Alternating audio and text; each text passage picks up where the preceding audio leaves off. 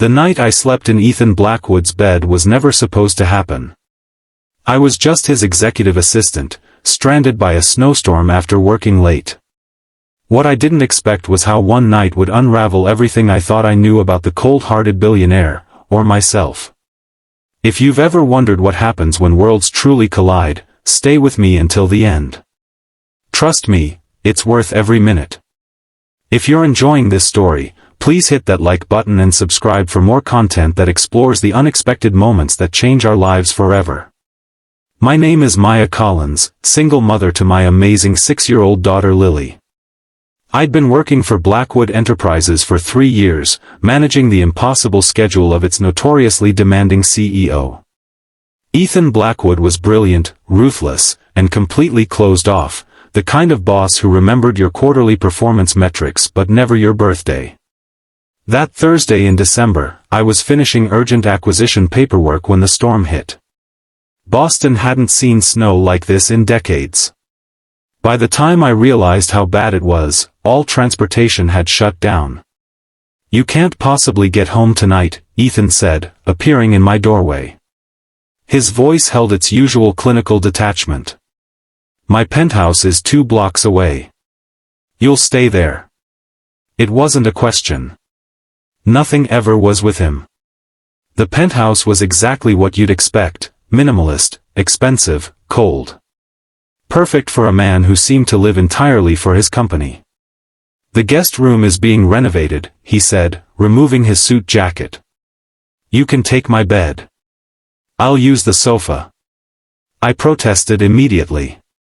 "Mr. Blackwood, I can't take your bed. The sofa is fine for me." Something flickered across his face, annoyance, perhaps. "I insist."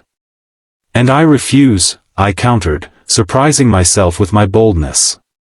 "I'm not displacing you from your own bed." The silence between us stretched uncomfortably. Then he did something I'd never seen in 3 years, he laughed. A genuine laugh that transformed his face completely. "You know, Maya, you're the only person who ever says no to me." That night, as I settled onto his ridiculously comfortable sofa under cashmere blankets, I heard him on the phone in his study. Not discussing business, but talking softly, tenderly to someone. "I miss you too, buddy. Daddy will be there to pick you up tomorrow, storm or not. I promise." I froze. Ethan Blackwood had a child? In 3 years, I'd never seen a single photo, never scheduled a school event, never heard him mention being a father. Morning came with awkward domesticity. I found him in the kitchen making pancakes, actually making pancakes, with practiced ease.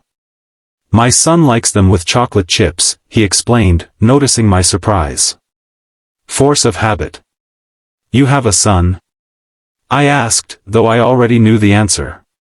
His expression changed, softening in a way I'd never witnessed. "Jake. He's 7. He lives with his mother most of the time." "I've worked for you for 3 years, I said carefully. "You've never mentioned him." Ethan's hands stilled on the spatula. "I keep my personal life separate from work. Always have." "Why?" The question hung between us. Outside, the snow continued falling. "Because people use what matters to you against you," he finally said. I learned that lesson early. Something about the kitchen's warmth, the storm's isolation, and the revelation of this hidden side of him made me brave. That's a lonely way to live. His eyes met mine. Says the woman who hasn't dated since her daughter was born. I nearly dropped my coffee mug. "How did you?" "I notice things, Maya. More than people realize." The storm lasted 3 days. 3 days where the barriers between employer and employee, between billionaire and single mom, gradually dissolved. I learned about his divorce 4 years ago, how he fought for joint custody, how he structured his entire week around the weekends with Jake. He learned about Lily, about her father walking out when I was pregnant, about our tiny apartment with the leaking ceiling. On the second night, we abandoned all pretense of him sleeping in his bedroom. We stayed up talking until dawn, sharing the sofa, sharing stories, sharing parts of ourselves neither of us had revealed to anyone in years. By the third day, something had fundamentally changed. I caught him looking at me differently, not as his efficient assistant, but as a woman. A person with dreams and struggles and strength he hadn't seen before. When the roads finally cleared, I felt strangely reluctant to leave.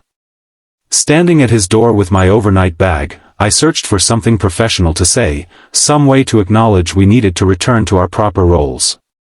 Instead, he said, Jake has been asking to try that new dinosaur exhibit at the museum. Lily might enjoy it too. This Saturday, perhaps?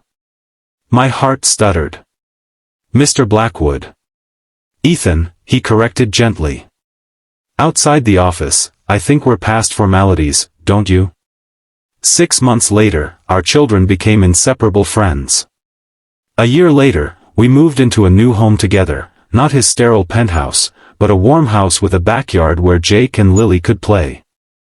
18 months after that snowstorm, we were married in a small ceremony with our children as our only attendants. The man the business world called ruthless became the man who checked homework, who built blanket forts, who held me on bad days and celebrated with me on good ones.